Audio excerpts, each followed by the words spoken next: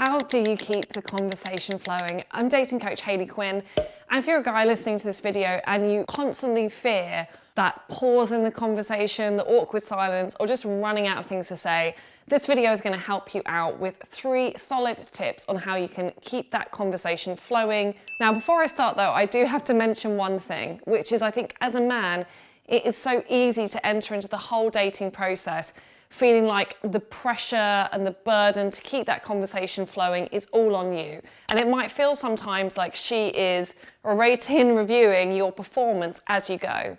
Because of this, you might be really tempted to pre-plan your conversations a lot or to have a very set list of topics that you're going back to. However, that level of pre-planning and pre-thought can actually prevent you from being in the moment, keep you stuck in your head, and in fact, stop the conversation from flowing. So the tips that I'm about to give you are, yes, about conversation skills, but they're also about being present, because rather than you being like a parrot who can learn a certain amount of things to say, it's going to be so much more effective for me to teach you how to have better conversations generally with women that you'll be able to pick up more as a skill and as part of your lifestyle rather than having to learn anything by rote. Okay, so tip number 1 is, first of all, I want you to embrace the pause. When it comes to the pause, a lot of the time you might fear a lull in the conversation, thinking if there's a pause here, then that's going to make things awkward and that is somehow a failure. In fact, I want you to start to see that pause as a great opportunity for building sexual tension and attraction with her. If you notice when you see 2 people who really do have a bit of that spark between them, it's not because they're talking constantly towards one another. Sometimes there are these natural breaks in the conversation where someone sits back, they make eye contact with the other person, they smile, and just allow the creation of that tension. So by becoming more comfortable with the pause itself and starting to see it as an opportunity to create sexual tension, hopefully that will mean that you go into panic, what do I say next mode less, and that will enable you to be more relaxed and allow the rest of the conversation to flow. Secondly, if you can master the pause, this also gives you a much better opportunity to listen and respond to her. This is a technique called active listening. Active listening really means if we are paying attention to the other person enough, if we are in the present moment, if we are responding to their cues, rather than trying to think of a perfect amount of things to say, often what will happen with this is that you will find that there is so much conversational material that is going to be right in front of you. So instead of pre-planning, it's all about reacting and responding to her. So listening and rewarding is this idea that she will feel the most reward and most engagement in the interaction if she feels like what you're saying is very responsive and very closely linked to the conversational topics and things that interest her that she's bringing into the conversation. Because remember, conversations aren't just you performing and her listening, or you trying to entertain her, or you being worried about losing her interest. Conversations have to be a 2-way street. They are a dialogue and they are about you relating to her. In order to really nail this, you can't relate to her super effectively by learning a performance script which you recite from one side like a monologue. Instead, you learn to do this effectively by listening and tailoring the topics of conversation that come up to what she has to say. So on a really simple level, this could just be connecting what you say to the topic that she has just entered into the conversation.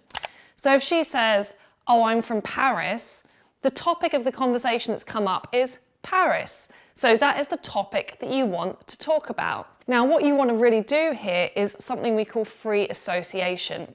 So free association is where you give your thoughts that arise to you within that moment about that particular subject. Now, they might be, "Oh, you know what, I love Paris. You know, I actually visited there last summer and it's one of my favorite cities at that time of year. My particular favorite area is Le Marais." However, you might be thinking, "Well, Hayley, what if I've never visited Paris? Or what if a topic comes up that I have no knowledge of?" This is where the free association thing comes in a bit more, because I want you to learn how to freestyle on a topic and not one that you necessarily have direct knowledge of. So for instance, with the Paris thing, even if you've never been to Paris, you probably have an idea around what Paris might be like, or you have things that you associate with Paris. So in that case, your response might look something more like, well, you know what, I've actually never been to Paris. However, of course, what I imagine like Eiffel Tower, men wearing little stripy tops, and snails, lots of eating snails. So that would be a free association with Paris. Now you might think, but Hayley, that's great, but what if she says something that I know absolutely nothing about and there's nothing I associate with it? In that case, this is a great opportunity for you to be authentic and to acknowledge that you don't know what that is or that you've never visited, and then also to share some comparable information about yourself. So if she's talking about where she's from, you might want to share where you're from, which would create the answer or the response, which is something like, well, you know what, this might surprise you, but I've actually never visited Paris. Myself, I grew up in Scotland, really in the Highlands, so probably totally the different sort of environment. We were just mountains and trees and rivers. There was hardly anybody, in fact, for miles around. So totally the opposite of a very cosmopolitan city, which is what I think Paris might be like. So there you go. If you are listening to the topics that come up for her in the conversation, if you can share your opinion, even if your opinion is that you don't know what something is, and if you can share your backstory, this will allow you to start freely associating and really effectively listening and responding to her. Best of all, you can also practice this as a standalone technique. If you've got an afternoon to yourself, you can think about topics that will come up quite regularly, whether that's coffee shops, books, movies, yoga, travel, Paris, London, New York, Hong Kong, whatever it might be. Think about topics and then just time yourself and see if you can talk on that topic for 60 seconds at a time. This will help you, rather than pre-prepare the response, it will help you to start flexing that conversational, I was like touching myself then, that conversational muscle, which allows you to get really good at free association. This is actually a technique that we teach in about week 5 of my 10-week Academy program for men. Academy is all about teaching you how to meet women in real life who are real women for awesome and meaningful relationships. If this is you, I have put a link below this video so you can go check that out.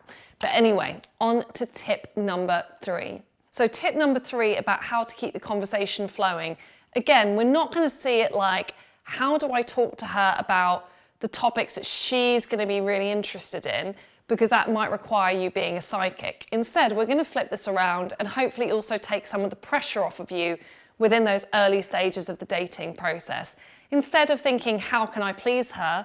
Or how can I do the right thing or say the right thing? Instead, I want you to think, what would make me feel more attracted to her if I found that out about her?